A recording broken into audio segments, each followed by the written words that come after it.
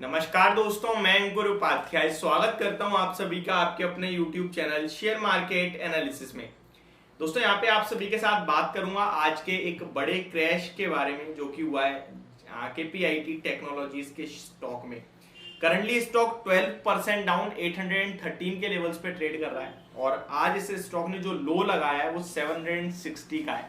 एक समय ये स्टॉक 16% से नीचे तक ट्रेड करने लगा था एंड इस स्टॉक के ऊपर मैंने आज आपके साथ मिड आवर में भी वीडियो बनाई थी अराउंड 12 साढ़े 12 बजे के करीब। तब स्टॉक 868 के लेवल्स पे ट्रेड कर रहा था, जहां पे मैंने आप सभी के साथ इस स्टॉक में बोला था कि कहीं ना कहीं चार्ट्स में ब्रेकडाउन हो रहा है। 855 के नीचे निकलता है ये स्टॉक तो बड़ी गिरावट हो सकती है, 820 तक आ सकता है और टाइम फ्रेम भी आपके साथ शेयर करा था। मे बी आज और मे बी कल तक ही आपको ये लेवल्स आते हुए दिख जाए। सवाल ये नहीं है कि ये गिरा ये आज इतना गिर गया, सवाल ये है कि क्यों गिरा, किस रीजन से गिरा है, इसी के बारे में आप सभी के साथ बात करने वाला हूं। और इस स्टॉक को चाहे वो एनालिस्ट हो या फिर बिजनेस चैनल हो या फंडामेंटली हो या टेक्निकली हो, सबने खूब रिकमेंड करा है। दैट मीन्स लोगों की पोर्टफोलियो में अच्छा खासा ये शेयर है। अब क्या खरीदना चाहिए इन गिरावट में या फिर बेच दें इस गिरावट में, इसी के बारे में बात करते हैं। तो सबसे पहले मैं आपको बताऊं स्टॉक की जो आज गिरावट के पीछे का रीजन है सबसे बड़ा, वो है जेपी मॉर्गन की एक रिपोर्ट। जेपी मॉर्गन ने यहाँ पे रिपोर्ट निकाली है और उन्होंने इस स्टॉक में 44% की डाउनसाइड की बात करी है। किस रीजन से बोला है डाउनसाइड, इसके बारे में भी बताऊंगा। पहले मैं आपको टारगेट बता दूं। टारगेट प्राइस इन्होंने रखा है 540 रुपीज का, 540 रुपए का लक्ष्य देख रहे हैं। अभी रिसेंटली ये स्टॉक आपके लिए 900 प्लस लेवल के हिट लगाया है। 52 वीक हाई जो 940 के ऊपर के आई थिंक लगाया, 946 का 52 वीक हाई लगा के रिसेंटली 31 मार्च को ही लगाया है। आज ये स्टॉक आपके लिए 812 रुपए पे, 2 दिन में स्टॉक ऑलमोस्ट 140 रुपए गिर गया। तो इतनी ज्यादा वॉलिटिलिटी तो एफएनओ में नहीं हो रही है जितनी ज्यादा इस स्टॉक के कैश में प्राइस में वॉलिटिलिटी हो रही है। अब क्या करें क्या ना करें, इसी के बारे में बात करता हूं। तो सबसे पहले मॉर्गन स्टैनली ने जैसे डाउनग्रेड करा है, इसके पीछे का लॉजिक समझाते हैं। उनका मानना है कि ये स्टॉक वैल्यूएशन वाइज पूरे आईटी सेक्टर से काफी महंगा ट्रेड कर रहा है और आईटी स्टॉक्स के सब में करेक्शन आई है, इसके वैल्यूएशन भी करेक्ट होंगे, रीजनेबल आएंगे। जो अभी 70-75 के पीई पे ट्रेड कर रहा है, ये स्टॉक इतने पे नहीं ट्रेड करेगा, नीचे आना होगा। तो वैल्यूएशंस को लेकर चिंताएं जताएंगे, बिजनेस को लेकर कोई ज्यादा इतनी दिक्कत नहीं दिख रही है उन्हें।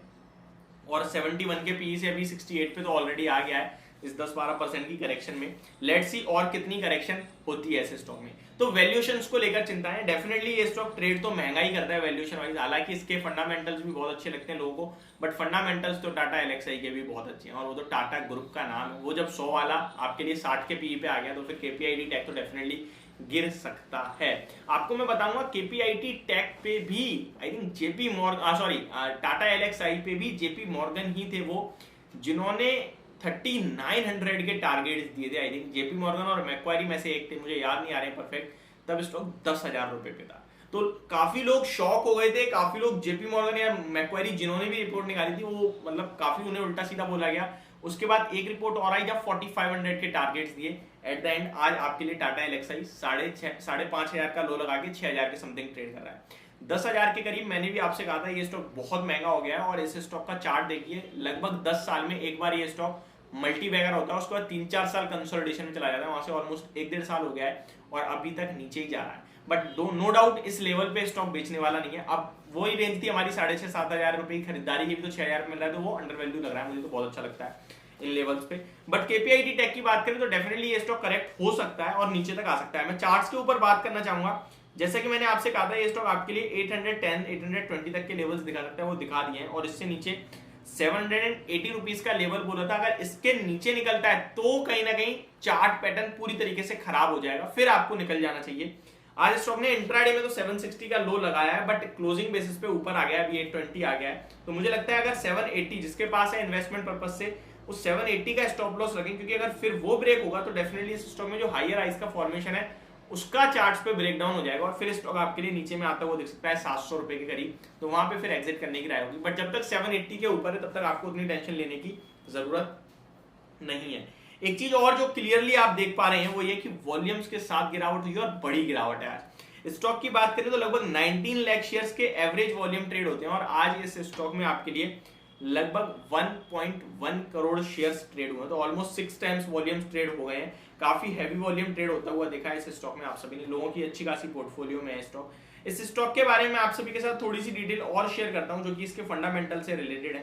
तो KPIT टेक वैसे तो इसे कहीं ना कहीं बहुत ही स्ट्रांगली रिकमेंड करा गया है लोगों के द्वारा। इस स्टॉक ने 52 वीक हाई 947 का लगाया, 52 वीक लो 940 का है, तो अच्छा खासा ऊपर भी अभी लोअर लेवल से देखे तो बुक वैल्यू देखे तो 50 रुपए की, जिसके सामने स्टॉक आपको 800 रुपए पे मिलता है, तो कोई सस्ता नहीं है, बहुत महंगा है। 18 टाइम की बुक वैल्यू पे ट्रेड कर रहा है, तो डेफिनेटली वैल्यूएशन वाइज काफी महंगा और इसी को लेकर चिंताएं जताई गई हैं। बाकी रिटर्न ऑन इक्विटी काफी अच्छा है, 21.5% का है। रिटर्न ऑन कैपिटल एम्प्लॉयड 24.1% का है। दोनों जगह ही कोई दिक्कत वाली बात नहीं है return on equity, return on capital employ में। अगर इंडस्ट्री का पी देखोगे तो 26 to 30 का है और ये स्टॉक आपके लिए 70 के पी पे ट्रेड कर रहा है। यहां तक कि टाटा एलएक्सआई भी 52 के पी पे ट्रेड कर रहा है आपके लिए, तो नो डाउट ये स्टॉक महंगा जरूर है।